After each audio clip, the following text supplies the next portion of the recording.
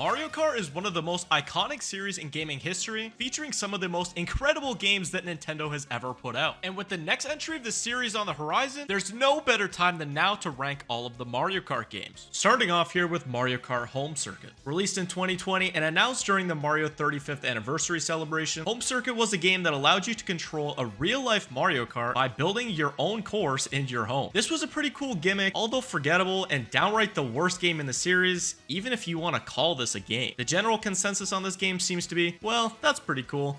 And that's about all. Super Mario Kart came out over 30 years ago, and while the game itself and the tracks within it are super nostalgic, the reality is the game just didn't age very well. The controls are super difficult to adapt to, and the AI in some parts is just straight up unfair. Comparing it to other Mario Kart games, this one falls short, and with Mario Kart's later transition to 3D, it just doesn't hold up as well.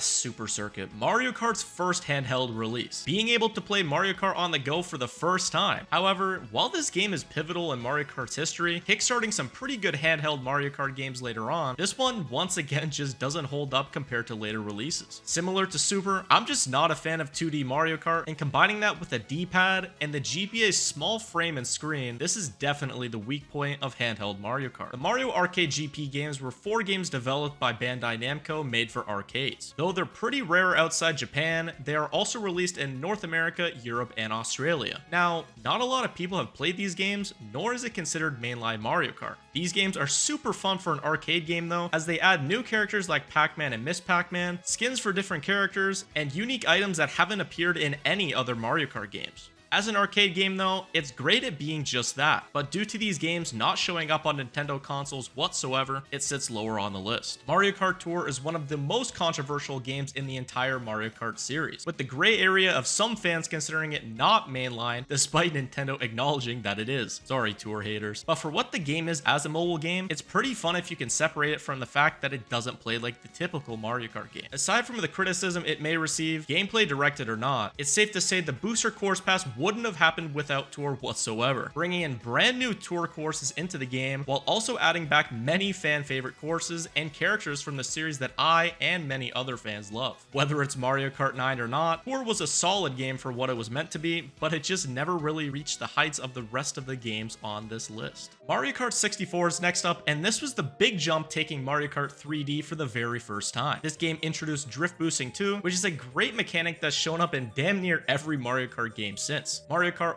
was considered the greatest Mario Kart game, but only for a while. Although it did take the jump to quote-unquote 3D, it had a 3D environment, but it stuck to 2D items and character sprites. It's been nearly 30 years since its release, and it's definitely showing signs of its age. The driving feels slippery, and the gameplay just isn't as fulfilling as later titles in the series. It has some amazing tracks, as most games in the series do, but it just hasn't aged as great as others later in the list, such as Mario Kart 7. Released in 2011 for the 3DS, this game added so many series-defining new features that appear in later titles, such as gliders and underwater driving. Gliding was a feature that I loved, as it added a whole other layer and pace change into the gameplay, even allowing racers to collect coins and item boxes while in the air. Underwater driving, however, was a bit underwhelming to me. This game also gained a whole new meaning to kart customization, which got a huge overhaul with the ability to unlock wheels, kart frames, and gliders. And speaking of coins, they make a return for the first time since Super Mario Kart. You're able to collect up to 10 coins per race and get a slight speed increase while doing so. This is also how you unlock new kart parts, with a new item unlocking at random every 50 coins. Which, when it happens, it's super satisfying, honestly. The online multiplayer also got a massive improvement, as Mario Kart DS was so limited that it only had 4 players per lobby, and a bunch of tracks were omitted from being played. There were new items like the Fire Flower, Super Leaf, and the signature Lucky 7, as well as some of the best Nitro tracks in the franchise, like Music Park, Neo Bowser City, 3DS Bowser's Castle, and even 3DS Rainbow Road, which is one of the best Rainbow Roads in this series in my opinion. This game had a lot to live up to, with it releasing within the 3DS launch year for the holiday season, while also following up Mario Kart Wii, which many people consider one of the best Mario Kart games of all time. Considering its development time and the limitations of the 3DS, Mario Kart 7 was a great game, and leaving it out of the top 5 was very tough, but there are games that do Mario Kart just better than it. However, before we get to the top 5, make sure to hit that like button and comment down below on your favorite Mario Kart game and why. Dashing into the top 5 here, we've got Double Dash.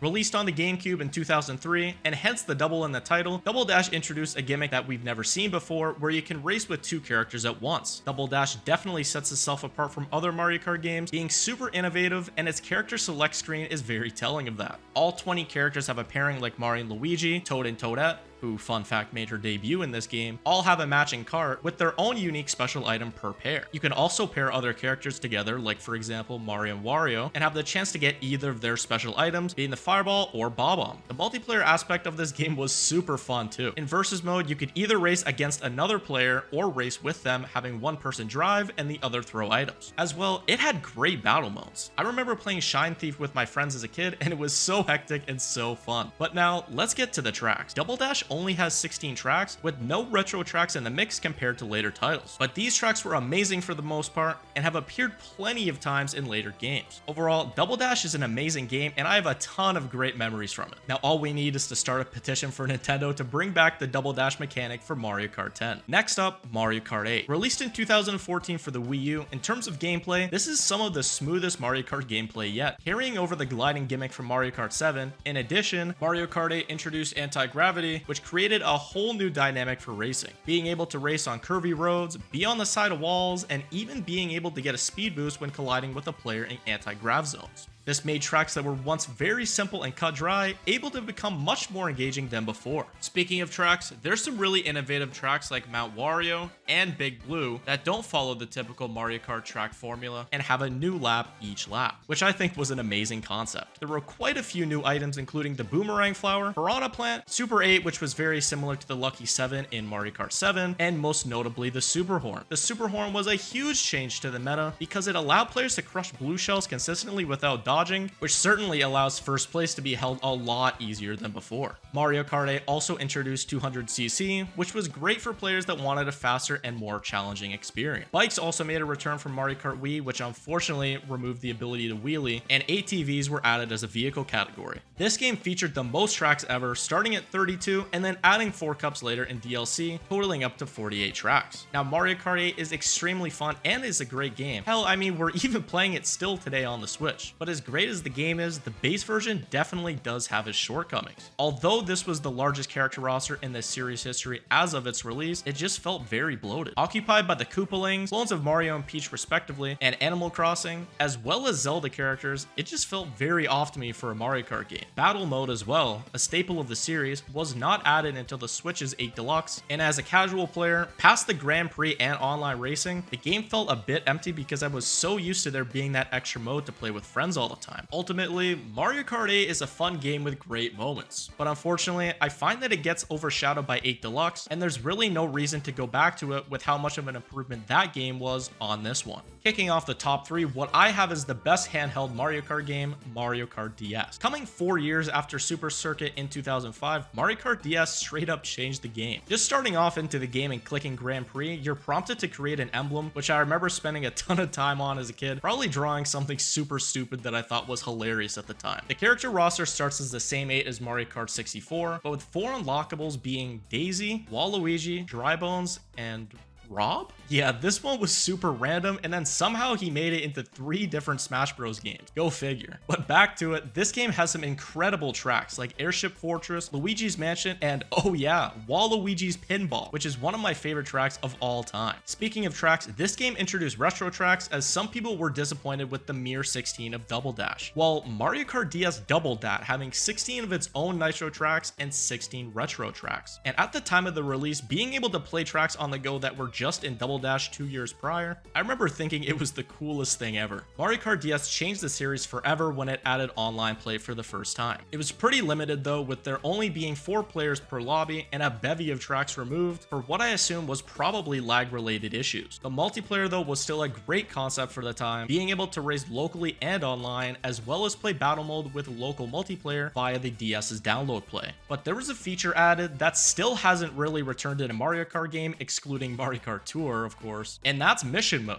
This was a mode that was purely single player, had 48 missions, and contained a bunch of engaging missions that teach game mechanics, have you collect power-ups, eliminate enemies, race, and play boss battles. Now at first, it may make you raise an eyebrow on how that could work well in a cart, but surprisingly, it doesn't feel like you're at a constant disadvantage and actually works really well. Overall, to me, this was definitely the peak of handheld Mario Kart, and it's a shame that Mario Kart 7 really couldn't hold the candle to how much this game did. Even with the limitations of not only the DS, but the time of how weak the internet speed was then. And what I think is the second best Mario Kart game of all time, Mario Kart Wii. It became the second best selling Wii game of all time behind Wii Sports, but if it's included with the console, does it really count? This game did an amazing job of utilizing all of the different control schemes of the Wii, whether it be the package included an iconic Wii wheel, Wiimote, Wii Classic controller, or even a GameCube controller. The possibilities were endless. The gameplay also became more exciting in my view with Mario Kart Wii, including tricking, half-pipe boost panels, and bikes, in which you can wheelie off of, but I guess that was too cool, so Nintendo had to remove it when bikes made a return in Mario Kart 8. This game by far is the best Nitro courses in all of the series, and it's not even close. Coconut Mall, DK Summit, Wario's Gold Mine, Mushroom Gorge, Moonview Highway, Maple Treeway, Koopa Cape, just to name a few. And if you don't believe me, just look at Mario Kart 8 Deluxe and the Booster Course Pass just to see how many Wii tracks are there. On top of all that, the music is just outstanding from start to finish. Whether you're actually racing, in the menu, or even on the character select screen, it still sounds so damn good to this day and aged amazingly.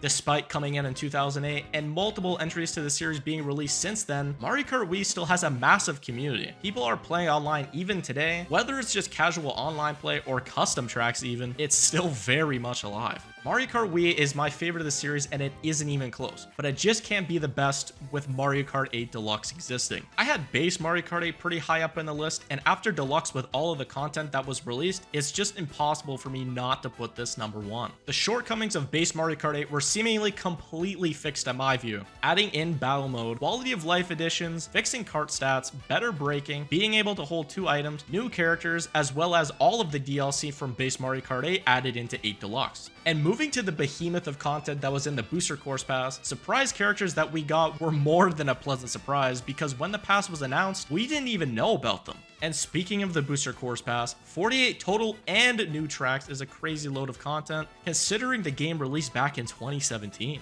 Now, I know the tour tracks aren't everyone's cup of tea. Hell, I don't really enjoy the majority of them other than Athens Dash and LA Laps. But to me, it was worth it because we also got a ton of amazing tracks from the past. Coconut Mall, DK Summit, DK Mountain, and 3DS Rainbow Road, just to name a few. This game is just the perfect Mario Kart experience far and beyond, and with the peak that this game hit, I think it'll be difficult for Nintendo to one-up whatever the next Mario Kart game will be on the Switch 2 with 8 Deluxe. But they always find a way. If you guys made it to the end, be sure to hit that sub button as we're on our way to 250k. Thank you guys so much for watching. Be sure to leave a comment below letting me know what you think of the list. And this is PJ from the Switch Stop signing off. Peace.